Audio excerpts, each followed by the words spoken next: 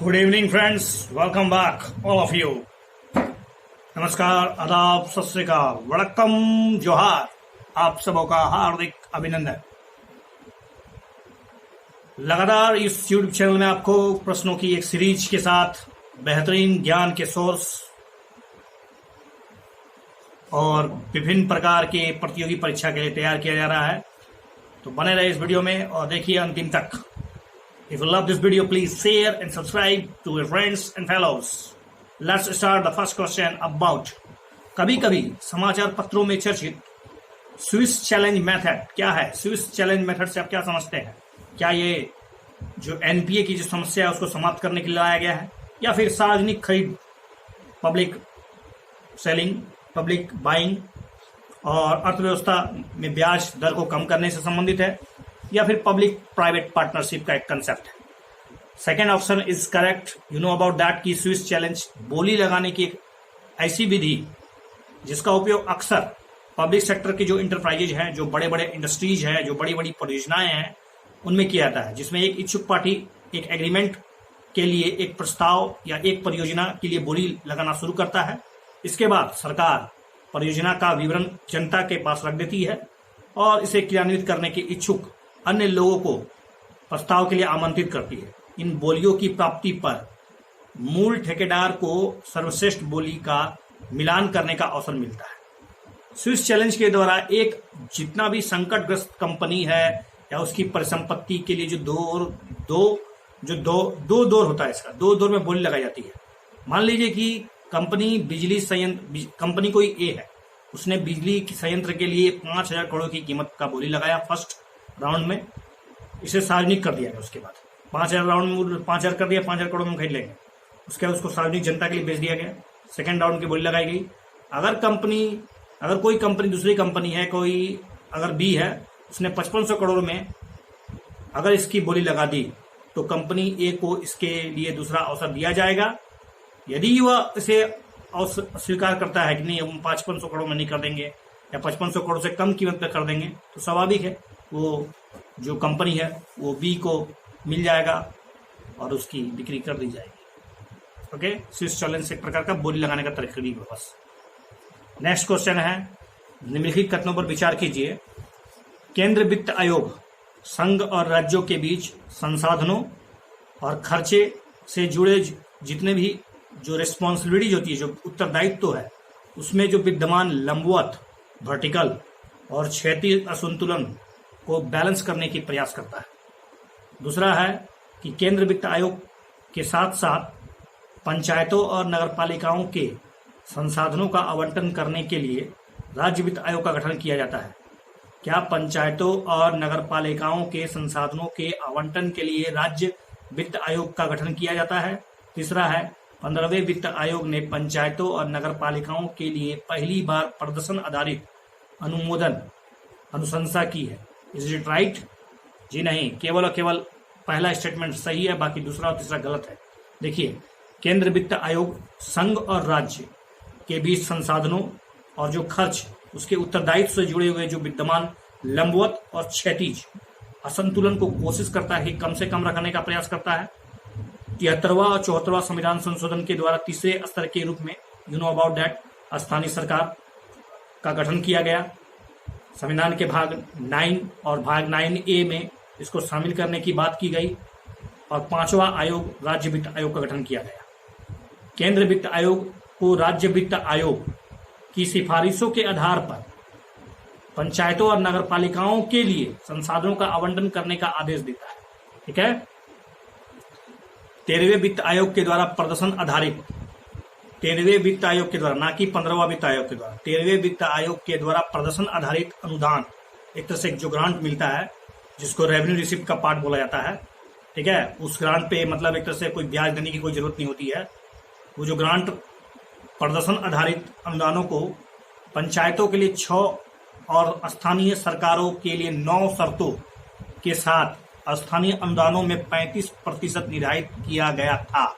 इसमें सुधार के लिए एक विस्तृत श्रृंखला शामिल की गई है, जैसे एक स्वतंत्र लोकपाल की स्थापना से लेकर सेवा क्षेत्रों के लिए इसके जो कुछ मापदंड है, मानक है, उसको अधिसूचित करना, पेयजल और ठोस कचरा प्रबंधन करना, हालांकि 14वां वित्त आयोग ने प्रदर्शन आधारित अनुदान में ग्राम पंचायतों के लिए 10% और नगर पालिकाओं के लिए 20% की कटौती की है, जिसमें सभी स्थानीय सरकारों को अपने राजस्व स्रोत में सुधार करना ही होगा। नेक्स्ट क्वेश्चन अबाउट,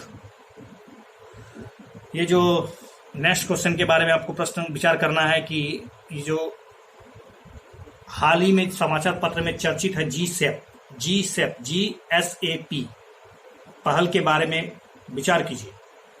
यह आरबीआई की पहल है। दिस इज द मतलब इंसेंटिव, एक तरह से कहे तो आरबीआई का एक्शन है, जहां पर सेकेंडरी बाजार में सरकारी बॉन्ड खरीदा जाता है। इसकी प्रकृति दीर्घकालिक होती है और इसका मुख्य उद्देश्य अर्थव्यवस्था को मतलब प्रमोट करना, प्रोत्साहित करना, मंदी से बाहर निकालना, जिसे सरकार को आसानी से कर्ज लेने में मदद मिलती है। जी हाँ, इसको सरकार को आसानी से कर्ज लेने में मदद तो मिलती है, लेकिन ये शॉर्ट टर्म का नहीं होता, लॉन्ग टर्म का नहीं होता है, ये शॉर्ट टर्म की अवधि का होता है। Let's C audit. RBI governor ने हाल ही में मौद्रिक नीति में सेकेंडरी मार्केट या सेकेंडरी गवर्नमेंट सिक्योरिटीज द्वितीयक बाजार अधिग्रहण कार्यक्रम की शुरुआत की है। गवर्नमेंट सिक्योरिटीज सेकेंडरी मार्केट की शुरुआत की है। कई विशेषज्ञों का यह मानना है कि यह कदम अर्थव्यवस्था के केंद्रीय बैंक द्वारा सुधार किए गए क्वांटिटेटिव ईजिंग जैसा ही मिलता जुलता है। क्वांटिटेटिव ईजिंग एक प्रकार से सरल मौद्रिक नीति, अर्थात बहुत ही मतलब सस्ता रेट पर इंटरेस्ट ले जाइए, ऐसी होती है। इसकी प्रकृति अल्पकालिक होती है और गवर्नमेंट सिक्योरिटीज तक ही सीमित होती है। इसका उद्देश्य अर्थव्यवस्था को प्रमोट करना नहीं होता है, ध्यान रहे, अर्थव्यवस्था को प्रमोट करना नहीं होता है। GSAP 1.0 की घोषणा 2021-22 की पहली तिमाही में सेकेंडरी बाजार से 1 लाख करोड़ के सरकारी बॉन्ड खरीदने का एक तरह से दावा है, एक तरह से वादा किया गया है। मुख्य रूप से बॉन्ड बाजारों को संतुलित करने के लिए किया गया था। 10 वर्षीय बॉन्ड यील्ड जो केंद्र बजट से लगभग 6% के आसपास और 6.5% के अधिक थी। मतलब ओवरऑल आप समझ जाइए कि इससे सरकार को उधार लेने का एक बहुत ही बेहतरीन तरीका मिल सकता है, जहां पर आपको ये समझ लेना होगा कि गवर्नमेंट सिक्योरिटीज के पीछे अन्य कारण सरकार को उधार लेने में मदद करना था। ठीक है, एक तरह से सरकार का खजाना लगातार खाली होता जाता तो सरकार को कैसे लोन मिली है, तो इसके लिए गवर्नमेंट सेप का कंसेप्ट लाया गया है। ये क्वांटिटेटिव ईजिंग जैसा कार्यक्रम तो लगता है, लेकिन यह पूरी तरह से ऐसा एक जैसा नहीं है। क्वांटिटेटिव ईजिंग कार्यक्रम विशेष क्षेत्रों में तरलता प्रदान करने के लिए विभिन्न प्रकार की प्रतिभूतियों जैसे मॉर्गिंग समर्थित प्रतिभूतियां, रियल एस्टेट बॉन्ड की खरीद का वादा करते हैं। आरबीआई कार्यक्रम सरकारी बॉन्ड तक सीमित है। ठीक है, आरबीआई का ये जो कार्यक्रम है वो सरकारी बॉन्ड तक ही सीमित है। अन्य देशों में क्वांटिटेटिव ईजिंग जो होता है उस कार्यक्रम का उद्देश्य विकास को बढ़ावा देना, तरलता को प्रमोट करना। गवर्नमेंट सिक्योरिटीज का ये जो GSAP का है, इसका उद्देश्य तरलता को बढ़ाने का उद्देश्य नहीं है, सरकार को आसानी से लोन मिल पाए, आसानी से पैसा उठा पाए, इसका एक कंसेप्ट है। This is the very good and conceptual question about how you understand the economics. कैसे आप इकोनॉमिक्स को समझते हैं, इस क्वेश्चन से आपको पता चल जाएगा। रुपये का जब अवमूल्यन होता है तो निम्नलिखित में किस क्षेत्र पर नकारात्मक प्रभाव पड़ेगा? You know about the depreciation of money, appreciation of money, valuation, devaluation, everything you will clear in this question. I will clear. देखिए, डेप्रिसिएशन का अर्थ होता है कि किसी विदेश की मुद्रा, अर्थात सपोज डॉलर के रिस्पेक्ट में अपनी देश की मुद्रा का वैल्यू, ठीक है, गिर जाना होता है। अर्थात $1 खरीदने के लिए अधिक से अधिक रुपया चुकाना, दैट इज डिप्रिसिएशन। 50 रुपया में अगर $1 हो 2015 में, अगर वही 70 रुपया में फिर $1 मिले तो ये रुपया का 20 रुपया का क्या हुआ? डेप्रिसिएशन हुआ। ठीक है, 20 रुपया का डेप्रिसिएशन। और ये मार्केट फोर्स के द्वारा निर्धारित होता है, इसमें सरकार का कोई अहम रोल नहीं होता है। लेकिन इसका जस्ट एक अपोजिट और सिमिलर कंसेप्ट है, प्रक्रिया सेम होती है। लेकिन अगर सरकार जानबूझकर अपने मुद्रा का वैल्यू को गिरा दे, विदेश की मुद्रा के रिस्पेक्ट में या डॉलर की मुद्रा के रिस्पेक्ट में अपनी मुद्रा के मूल्य का गिराना, दैट इज डिवैल्यूएट, इसको डिवैल्यूट किया गया है, अवमूल्यन। और ये जानबूझकर सरकार के द्वारा लिया जाता है। और इसके अपोजिट को बोला जाए तो वो होता है अप्रिसिएशन और वैल्यूड। ओके, तो डेप्रिसिएशन जब भी होगा, विदेश से जो कुछ भी आप खरीदोगे, विदेश में मतलब जो कुछ करोगे सब चीज आपके लिए नेगेटिव होगा। चाहे आप विदेशी शिक्षा प्राप्त करें, विदेश यात्रा करें, विदेश में निवेश करें, NRI के द्वारा पैसा भेजना गलत, ये नहीं होगा। कच्चे माल का आयात आपके लिए बहुत मुश्किल हो जाएगा, क्योंकि आप विदेश से कुछ भी खरीदोगे उसके लिए अधिक से अधिक आपको रुपया चुकाना पड़ेगा। यही ना डेप्रिसिएशन है। रुपये का अवमूल्यन, डेप्रिसिएशन डॉलर के रिस्पेक्ट में सभी खर्चों को प्रभावित करता है। आयात, विदेशी शिक्षा, यात्रा, विदेशी यात्रा, चिकित्सा उपचार, सब कुछ। यदि आप एक निर्यातक या एनआरआई हैं तो अवमूल्यन के कारण आपके प्रति डॉलर अधिक रुपया देने पड़ेंगे। आपको प्रति डॉलर के लिए अधिक से अधिक रुपया चुकाना पड़ेगा, रुपया बेचारा कमजोर हो जाएगा। अवमूल्यन से कच्चे आयात की लागत बढ़ जाएगी। कोई भी सामान विदेश से अगर खरीदेंगे तो उसके लिए अधिक से अधिक रुपया चुकाना पड़ेगा, तब आपको $1 मिलेगा। रुपये का डिमांड जो होगा वो मतलब अधिक से अधिक होने से क्या होता है, उसका एक तरह से अधिक से अधिक आपको डॉलर की कीमत चुकानी पड़ेगी। आयात का लगभग 20%, मतलब हम लोग भारत का आयात 20% है लगभग। क्रूड ऑयल ईंधन की जो बहुत बड़ी मात्रा हम लोग 85% जो विदेशों से खरीदते हैं, उसके लिए एक बहुत खतरनाक स्थिति हो सकता है। और इससे इंपोर्ट इन्फ्लेशन बढ़ जाएगा। इंपोर्ट इन्फ्लेशन बढ़ेगा तो इससे क्या होगा, बैंक रेट बढ़ जाएगी। बैंक रेट बढ़ने से लोगों को सस्ता लोन नहीं मिलेगा, जिससे एक तरह से कहा जाए तो हम लोग इन्फ्लेशन के चक्कर में फंस सकते हैं। नेक्स्ट क्वेश्चन है, थोक मूल्य सूचकांक और उपभोक्ता मूल्य सूचकांक के कथनों पर विचार करना है आपको। You know about that, WPI, CPI, combined CPI, what are the roles, GDP deflator. देखिए WPI और CPI, सबसे पहली बात तो WPI होलसेल प्राइस इंडेक्स होता है और CPI कंज्यूमर प्राइस इंडेक्स होता है। होलसेल प्राइस इंडेक्स के माध्यम से आप तमाम जो होलसेल प्रोडक्शन होता है पूरे भारतीय अर्थव्यवस्था में जितना कुछ उत्पादित होता है, जो होता है उसमें केवल और केवल वस्तु आती है, सेवा नहीं आता है। तो उत्पादित सभी वस्तुओं की कीमत में उतार चढ़ाव की जो मात्रा होती है, उसमें जो कंसेप्ट जो चेंजिंग होता है, उस चीज को समझने के लिए आया WPI। लेकिन दिन प्रतिदिन की लोगों की जो व्यक्तिगत खरीद होती है, उसमें जो उतार चढ़ाव होता है, उसमें इन्फ्लेशन, डिफ्लेशन, एप्रिसिएशन, डिप्रिसिएशन, जो कुछ मतलब हो उतार चढ़ाव, उसको समझने के लिए WPI नहीं बल्कि CPI का कंसेप्ट इस्तेमाल किया जाता है। CPI में वस्तु और सेवा दोनों शामिल होता है। तो WPI में केवल वस्तुएं शामिल होती है, सेवाएं नहीं, बिल्कुल सही है।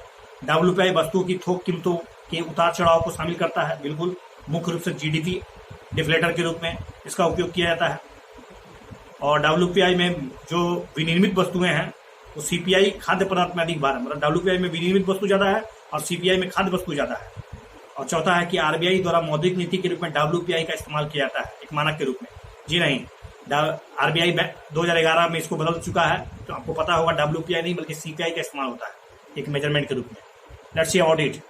जब उपभोक्ता मूल्य सूचकांक आधारित खुदरा मुद्रास्फीति उस कीमत की निगरानी करता है जिसका उपभोक्ता सामान खरीदता है, जो कुछ भी हम लोग खरीदते हैं उसके मूल्य में जो बदलाव आता है वो हम लोग CPI से हम समझ सकते हैं। जबकि WPI के अंदर थोक मूल्य बड़े बड़े विक्रेताओं के लिए, बड़े बड़े होलसेलर के लिए, उनके मतलब उतार चढ़ाव के समझने के लिए।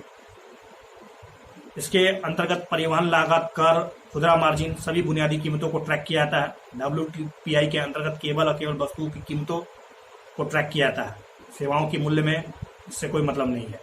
WPI वस्तुओं की थोक कीमतों के उतार चढ़ाव को शामिल करता है, मुख्य रूप से GDP डिफ्लेटर। ठीक है, मतलब यू नो अबाउट दैट कि नॉमिनल GDP बटा real GDP into 100, that is GDP deflator. अर्थात इन्फ्लेशन की जो कंसेप्ट को समझना है कि कितना इन्फ्लेशन वर्तमान में है, एक आधार वर्ष के बाद एक निश्चित समय में किस वर्ष में अगर आपको इन्फ्लेशन निकालना है तो आप GDP डिफ्लेटर का इस्तेमाल करते हैं। ठीक है, हाल के वर्षों में WPI CPI ने असंगति प्रदर्शित कर दी है। WPI में विनिर्मित वस्तु ज्यादा है जबकि CPI में खाद्य पदार्थों का भार अधिक है। RBI के द्वारा जो मौद्रिक नीति का जो निर्धारण होता है वो WPI के लिए नहीं बल्कि CPI के लिए होता है। भारत में मोबाइल वॉलेट किसके द्वारा रेगुलेट किया जाता है, बताइए। भारत के द्वारा जो जिसके बाद आपके पास भीम ऐप है और ढेर सारे आपके पास पेमेंट्स ऑप्शन है, तो ये जो WPI जो वॉलेट होता है, ये जो मोबाइल वॉलेट होता है, उसको कौन रेगुलेट करता है?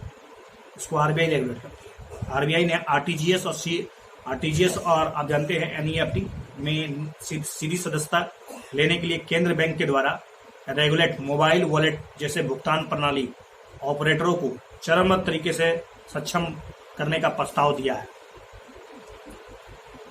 Okay, that's sufficient for this video. Watch this video 2 or 3 times. You will be very, very happy to know the different types of knowledge. Watch this video 2 or 10 times. Thanks a lot for watching this video.